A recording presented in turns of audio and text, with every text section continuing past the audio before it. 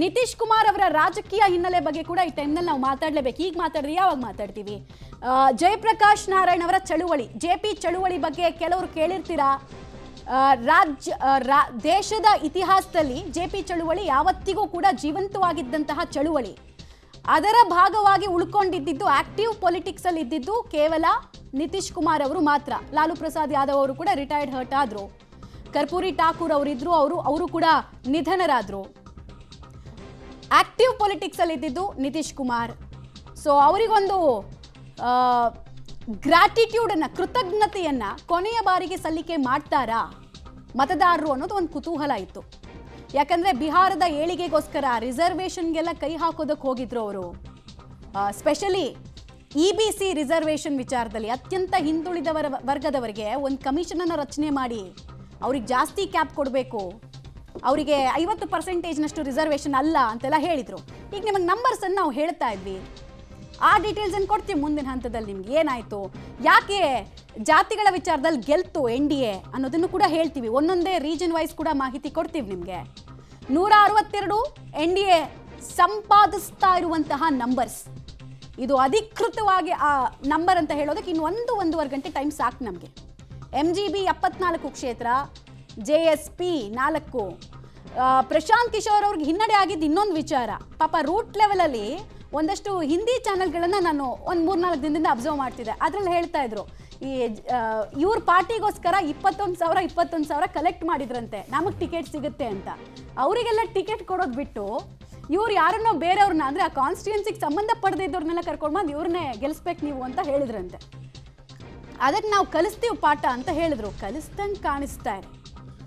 ಇಲ್ಲ, JSP ಪ್ರಶಾಂತ್ ಕಿಶೋರ್ಗೆ ಇನ್ನೊಂದು ದೊಡ್ಡ ಮೈನಸ್ ಏನು ಅಂತಂದರೆ, ಬಿಹಾರದಲ್ಲಿ ಹೆಣ್ಣುಮಕ್ಕಳು ಯಾವುದು ಬೇಡ ಅಂತಿದ್ರು ಅದನ್ನೇ ತರಕ್ಕೆ ಹೊರಟಿದ್ದು ಪ್ರಶಾಂತ್ ಕಿಶೋರ್. ಅದೇ ಎಣ್ಣೆಯನ್ನು ವಾಪಸ್ ಮದ್ಯವನ್ನು ಮತ್ತೆ ತರ್ತೀನಿ ನಾನು ಅಂತ ಹೇಳಿ, ಅದು ಬಹುದೊಡ್ಡದಾಗಿ ಡ್ಯಾಮೇಜನ್ನು ತಂದಿಟ್ಟಂಗಾಗಿದೆ. ಅವ್ರ ಲೆಕ್ಕಾಚಾರ ಏನಿತ್ತು, ಹೆಣ್ಮಕ್ಳು ಓಟ್ ಹಾಕದೇ ಇದ್ರು ಕೂಡ ಕುಡಿಯೋ ಗಂಡು ಮಕ್ಕಳು ಓಟ್ ಹಾಕ್ತಾರೆ ಅಂತ ಹೇಳಿ.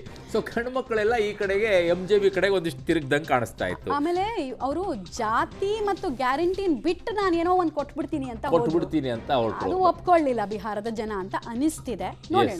ಎಸ್, ಇನ್ನು ಕುಟುಂಬ ಕ್ಷೇತ್ರದಲ್ಲಿ ಹಿನ್ನಡೆಯನ್ನ ತೇಜ್ ಪ್ರತಾಪ್ಗೆ ಮಹುವಾ ಕ್ಷೇತ್ರದಲ್ಲಿ ಹಿನ್ನಡೆ ಅಂತ ಹೇಳ್ತಾ ಇದ್ದಾರೆ. ಬಿಹಾರ ಕಾಂಗ್ರೆಸ್ ಅಧ್ಯಕ್ಷ ರಾಜೇಶ್ ರಾಮ್ಗೆ ಈಗ ಹಿನ್ನಡೆ ಅಂತಿದ್ದಾರೆ. ಜನಕ್ಕೆಲ್ಲ ಯಾರು ಏನು ಎತ್ತ ಅಂತ ಗೊತ್ತಾಗೋದಿಲ್ಲ. ಸೊ ನಿಮ್ಗೆ ಜಸ್ಟ್ ಇನ್ಫಾರ್ಮೇಷನ್ಗೋಸ್ಕರ ಹೇಳ್ತಾ ಇದ್ದೀವಿ. ಕಾರಣ ಅಲ್ಲಿರೋ ಯಾವುದೋ ಲೀಡರ್ ಒಬ್ಬ ಏನೋ ಗೆದ್ದ, ಹಿನ್ನಡೆ ಆಯಿತು, ಇವೆಲ್ಲ ನಮ್ಮ ರಾಜ್ಯದಲ್ಲಿ ಸಿದ್ದರಾಮಯ್ಯ ಮುನ್ನಡೆ ಸಾಧಿಸ್ತಾ ಇದ್ದಾರೆ, ಈ ಕಡೆಗೆ ರಾಮುಲು ಹಿನ್ನಡೆ ಸಾಧಿಸ್ತಾ ಇದ್ದಾರೆ, ಈ ಥರ ಹೇಳ್ದಂಗೆ ನಿಮ್ಗೆ ಅರ್ಥ ಆಗೋದಿಲ್ಲ. ಅದಕ್ಕಿಂತ ಬೆಟ್ರೆ ಏನು ಅಂತಂದರೆ, NDA ಏನಾಗ್ತಾ ಇದೆ, ಮಹಾಗಠಬಂಧನ್ ಏನಾಗ್ತಾ ಇದೆ, ಅದರಲ್ಲಿ ಕಾಂಗ್ರೆಸ್ನ ಕಥೆ ಏನು, BJPಯ ಕಥೆ ಏನು, ಇದನ್ನು ಕ್ಯಾಲ್ಕುಲೇಷನನ್ನು ಮಾಡ್ಕೊಳ್ತಾ ನೀವು ತಿಳ್ಕೊಳ್ಳಿ. ಯಾಕೆ ಅಂತಂದರೆ ಅಲ್ಲಿ ಘೋಷಣೆ ಮಾಡಿರುವಂಥ ಗ್ಯಾರಂಟಿಗಳ ವಿಚಾರದಲ್ಲಿ ಆಗಿರುವಂಥ ಬೆಳವಣಿಗೆ. ಸೊ 161 ಈಗ NDA 161, 75 ಮಹಾಗಠಬಂಧನ್. ನಾನು ಆಗಲೂ ಹೇಳ್ತಾ ಇದ್ದೆ ಈ ವಿಚಾರದಲ್ಲಿ, ಮಹಾಗಠಬಂಧನ್ 80-90 ಆಸ್ಪಾಸಿನಲ್ಲೇ ಇರುತ್ತೆ. ಅದು ಮೇಲೆ ಹೋಗೋಕ್ಕೆ ಕಷ್ಟ ಅಂತ ಹೇಳ್ತಾ ಇದ್ದು ಎಕ್ಸಿಟ್ ಪೋಲ್ನ ರೀತಿಯಲ್ಲೇ. ಅದರ ಜೊತೆಗೆ NDA 160 ಆಸ್ಪಾಸ್ನಲ್ಲೇ ಇರುತ್ತೆ. ಅದು ಕೂಡ ಮೇಲ್ಗಡೆಗೆ ಹೋಗಬಹುದು ಅಥವಾ ಇಲ್ಲ ಅನ್ನುವಂಥ ಕ್ಯಾಲ್ಕುಲೇಷನು. ಬಟ್ ಅದು 160 ಆಸ್ಪಾಸ್ನಲ್ಲಂತೂ ಡೆಫಿನೆಟ್ ಆಗಿರುತ್ತೆ, ಅದಕ್ಕಿಂತ ಡೌನ್ ಬರೋದು ಕಷ್ಟ ಅಂತ ಹೇಳ್ತಾ ಇದ್ದಿದ್ದು. ಹಾಗೆ ಮುನ್ನಡೆಯನ್ನು ಈಗ ಕಾಯ್ಕೊಂಡೇ ಸಾಗ್ತಾ ಇದ್ದಾರೆ. ಅವಾಗಿಂದ ನಂಬರ್ಸ್ಗಳನ್ನು ನೋಡ್ತಾ ಇದ್ದೀನಿ, ಬಹಳ ಕೆಳಗಡೆಗೆ ಅಂತೂ ಹೋಗ್ತಾ ಇಲ್ಲ, ನಂಬರ್ ಮೇಲ್ಗಡೆಗೆ ಬರ್ತಾ ಇದೆ. ಬಟ್ ಮಹಾಗಠಬಂಧನ ನಂಬರ್ ಮಾತ್ರ ಕೆಳಗಡೆಗೆ ಇಳಿತಾ ಇದೆ. ಅವರು 80ಕ್ಕೆ ಹೋಗಿರುವಂಥವರು ಈಗ 75ಕ್ಕೆ ಬಂದು ತಲುಪ್ತಾ ಇದ್ದಾರೆ. ಸೊ ಸದ್ಯಕ್ಕೆ ಇರುವಂಥ ಮುನ್ನಡೆ ಏನು ಅಂತಂದರೆ, ಬಿಹಾರದಲ್ಲಿ 243 ಕ್ಷೇತ್ರಗಳಿರೋದು, ಅದರಲ್ಲಿ 122 ಮ್ಯಾಜಿಕ್ ನಂಬರ್ ಬೇಕು. ಈಗ NDA 161ಕ್ಕೆ ಹೋಗಿ ತಲುಪಿದೆ, ಮಹಾಗಠಬಂಧನ 75ಕ್ಕೆ ಹೋಗಿ ತಲುಪಿದೆ. ಪ್ರಶಾಂತ್ ಕಿಶೋರ್ ಅವರದ್ದು 4 ಮಾತ್ರ ಬಂದು ತಲುಪಿದೆ, ಅದರ್ಸ್ 3 ಇದ್ದಾರೆ. ಪ್ರಶಾಂತ್ ಕಿಶೋರ್ ಅವರನ್ನು ಚುನಾವಣಾ ಚಾಣಕ್ಯ ಅಂತ ಕರೀತಾ ಇದ್ರು. ಮೊದಲ ಬಾರಿ BJP ಕೇಂದ್ರದಲ್ಲಿ ಅಧಿಕಾರಕ್ಕೆ ಬಂದಂಥ ಸಂದರ್ಭದಲ್ಲಿ ಬಹುದೊಡ್ಡ ಪಾತ್ರವನ್ನು ಪ್ರಶಾಂತ್ ಕಿಶೋರ್ ಅವರು ನಿರ್ವಹಿಸಿದ್ದು. ಕಾರಣ ಅದರ ಹಿಂದೆ ಇರುವಂಥವರು ಪ್ರಶಾಂತ್ ಕಿಶೋರೇ ಅಂತ ದೊಡ್ಡ ಮಟ್ಟದಲ್ಲಿ ಚರ್ಚೆಗಳು ಅವಾಗೆಲ್ಲ. ಬಟ್ ಇನ್ನೊಬ್ಬರನ್ನ ಗೆಲ್ಲುವಂಥ ಕುದುರೆಯನ್ನು ಹಿಂಗೆ ಮಾಡು ಅಂತ ಹೇಳೋದು ಬೇರೆ, ಗ್ರೌಂಡಲ್ಲಿ ನಿಂತು ಮಾಡಿಸೋದು ಬೇರೆ, ಹೇಳೋದು ಬೇರೆ, ಮಾಡಿಸೋದು ಬೇರೆ. ಅದು ಪ್ರಶಾಂತ್ ಕಿಶೋರ್ ಅವರಿಗೆ ಸ್ಪಷ್ಟವಾಗಿ ಅರಿವಾಗಿರಬೇಕು.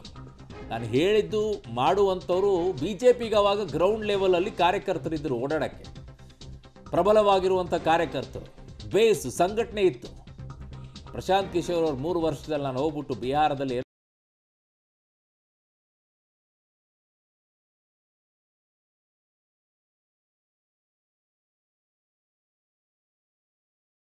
ಕಡದ ಗುಡ್ಡೆ ಹಾಕ್ತೀನಿ ಅಂತ ಹೋಗ್ತಾ ಅಂತ ಪರಿಸ್ಥಿತಿ. ಅವ್ರಿಗೇನು ಲೆಕ್ಕಾಚಾರ?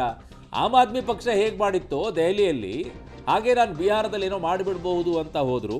ಬಟ್ ಅದು ಹಂಗೆ ವರ್ಕೌಟ್ ಆದಂಗೆ ಕಾಣಿಸ್ತಾ ಇಲ್ಲ. ಲೆಕ್ಕಾಚಾರಗಳು ಇರಬಹುದು ಅವರವ್ರದ್ದೇ, ಎಲ್ಲ ಪಕ್ಷಗಳದ್ದು ಇದ್ದೇ ಇರುತ್ತೆ ಲೆಕ್ಕಾಚಾರಗಳು. ನಾನು ಹಿಂಗೆ ಮಾಡಿದರೆ ಹಂಗೆ ಆಗ್ಬೋದು ಅಂತ ಹೇಳಿ. ಯಾಕಂದರೆ ಅವರು ಈಸ್ ಅ ಕ್ಯಾಲ್ಕುಲೇಟಿವ್ ಮ್ಯಾನ್. ಇದನ್ನು ಮಾಡಿದರೆ ಹಿಂಗೆ ಓಟ್ಗಳು ಬರುತ್ತೆ, ಹಿಂಗೆ ಓಟ್ಗಳು ಬರೋದಿಲ್ಲ ಅಂತ ಹೇಳಿ. ಸೊ ಹಾಗಾಗಿ ಅದೊಂದು ಚೂರು ಏನೋ ವರ್ಕೌಟ್ ಆದಂಗೆ ಇಲ್ಲ ಅವರಿಗೆ. ಬಟ್ ಎಷ್ಟು ಓಟ್ ಪರ್ಸೆಂಟೇಜ್ ಅವರು ಕಿತ್ಕೊಂಡಿದ್ದಾರೆ, ಯಾರದ್ದು ಕಿತ್ಕೊಂಡಿದ್ದಾರೆ ಅನ್ನೋದನ್ನು ಕೊನೆಗೆ ಗೊತ್ತಾಗುತ್ತೆ. DCM ವಿಜಯ್ ಸಿನ್ಹಾ ಈಗ ಹಿನ್ನಡೆಯನ್ನು ಅನುಭವಿಸ್ತಾ ಇರೋದು. ಸೊ ಅವರೀಗ ಹಿನ್ನಡೆಯನ್ನು ಅನುಭವಿಸಿದ್ದಾರೆ. 79 ಮತಗಳ ಹಿನ್ನಡೆಯನ್ನು ವಿಜಯ್ ಸಿನ್ಹಾ ಅವರು ಅನುಭವಿಸಿದ್ದಾರೆ ಅಂತೇಳಿ. ಅದೇನು ದೊಡ್ಡದಲ್ಲ, ಇನ್ನೂ ಕೂಡ ಈಗಷ್ಟೇ ಸದ್ಯದಲ್ಲಿರುವಂಥ ಬೆಳವಣಿಗೆ ಅದು. ಸೊ ಹಾಗಾಗಿ ಇನ್ನೂ ಹೋಗ್ತಾ ಹೋಗ್ತಾ ಇನ್ನೊಂದಿಷ್ಟು ಇರುತ್ತೆ ರೌಂಡ್ಸ್ಗಳು, ಆವಾಗ ಆ ವೇರಿಯೇಷನ್ಗಳು ಗೊತ್ತಾಗತ್ತೆ. ಈಗ ಸದ್ಯಕ್ಕೆ 70, 100 ಇವೆಲ್ಲ ಮತಗಳು ಹಿನ್ನಡೆ ಮುನ್ನಡೆ ಏನು ಲೆಕ್ಕನೇ ಅಲ್ಲ. ಸರಿಸುಮಾರು ಒಂದು 11-12 ಗಂಟೆಗೆ ಆ ವಿಚಾರದಲ್ಲಿ ನಿಮಗೆ ಲೆಕ್ಕ ಸಿಗುತ್ತೆ. ಅಲ್ಲಿಯವರೆಗೂ ಕೂಡ ಏನೂ ಸಿಗೋದಿಲ್ಲ. ನನಗೆ ಇರುವಂಥದ್ದು ಪೂರ್ಣ ಚಿತ್ರಣ ಬಂದ ನಂತರ ನೋಡಿ, BJP 69, JDU 67. ಭಾಳ ಚೆನ್ನಾಗಿದ್ದೀರಿ. ಇದು ಮಾತ್ರ 101ರಲ್ಲಿ ಸ್ಪರ್ಧೆ ಮಾಡಿಬಿಟ್ಟು ನಾನು ನೀನು ಜೊತೆನೇ ಅನ್ನೋ ರೀತಿಯಲ್ಲಿ ಇಬ್ಬರೂ ಸೇರ್ಕೊಂಡ್ಬಿಟ್ಟು 101 ಸ್ಪರ್ಧೆ ಮಾಡಿಬಿಟ್ಟು ಇಬ್ಬರು ಕರೆಕ್ಟಾಗಿ ಮಾರ್ಜಿನ್ನಿಗೆ 20-20 ಅನ್ನೋ ರೀತಿಯಲ್ಲಿ ಬಂದು ನಿಂತ್ಕೊಳ್ತಾರೆ. ನಾನು ಇಷ್ಟು ನೀನು ಇಷ್ಟು, ಆಯ್ತು ಇವಾಗ ಹೆಂಗೆ ಮುಖ್ಯಮಂತ್ರಿ ಮಾಡ್ತೀಯ ನೋಡೋಣ ಅಂತ ರೀತಿಯಲ್ಲಿ ಬರ್ತಾರ ಅಂತ. ಭಾಳ ಚೆನ್ನಾಗಿದೆ ನೋಡಿ. 69-68 ಅಂತೆ. ಎರಡೂ ಪಕ್ಷಗಳ ಮಧ್ಯೆ ಮತ್ತೆ ಸಮಬಲ. ನನಗೆ ಅದಕ್ಕಿಂತಲೂ ಹೆಚ್ಚಾಗಿ ಆ ಸೀಟ್ಗಳ ಹಂಚಿಕೆಯನ್ನು ಮಾಡಿಕೊಂಡು ಕ್ಯಾಲ್ಕುಲೇಟಿವ್ ಆಗಿ ಯಾವ ಕ್ಷೇತ್ರಗಳಲ್ಲಿ ನಾನು ಸ್ಪರ್ಧೆ ಮಾಡಬೇಕು, ಯಾವ ಕ್ಷೇತ್ರದಲ್ಲಿ ನಾನು ಸ್ಪರ್ಧೆ ಮಾಡಿದರೆ ಜನ ನನಗೆ ಓಟ್ ಹಾಕ್ತಾರೆ ಅನ್ನುವಂಥದ್ದನ್ನು JDU ಹಾಗೂ BJP ಎಷ್ಟು ಚಾಣಾಕ್ಷತನದಿಂದ ಅಲ್ಲಿ ಟಿಕೆಟನ್ನು ಹಂಚಿಕೆ ಮಾಡಿದೆ ಅನ್ನೋದನ್ನು ಅದು ತೋರಿಸ್ತಾ ಇದೆ.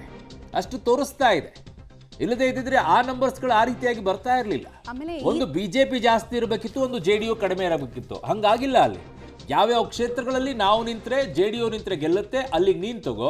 ಯಾವ ಕ್ಷೇತ್ರದಲ್ಲಿ ನಾನು ನಿಂತರೆ ಗೆಲ್ತೀವಿ ಅನ್ನುವಂಥದ್ದು BJP ಆ ಕ್ಯಾಲ್ಕುಲೇಷನ್. ಸೊ ಆ ನಂಬರ್ಸ್ಗಳಲ್ಲಿ ಅದು ಕಾಣಿಸ್ಕೊಳ್ತಾ ಇರೋದು.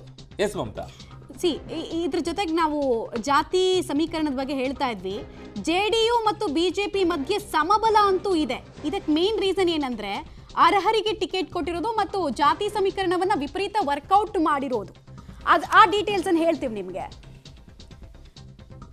ರೈಟ್, ಈ ತುಂಬಾ ಕ್ರೂಷಿಯಲ್ ಸ್ಟೇಜ್ ನಲ್ಲಿ ಇದೆ. ಇದ್ರ ಬಗ್ಗೆ ಇನ್ನಷ್ಟು ಮಾಹಿತಿ ಕೊಡ್ತೀನಿ ನಿಮಗೆ. BJP ಮತ್ತು JDUಗೆ ಸಂಬಂಧಪಟ್ಟಂತೆ ಏನೇನು ಡೀಟೇಲ್ಸ್ ಇದೆ ಅಂತ. ಎರಡೂ ಪಕ್ಷಗಳ ಮಧ್ಯೆ ಸಮಬಲದ ಹೋರಾಟ ನಡೀತಾ ಇದೆ.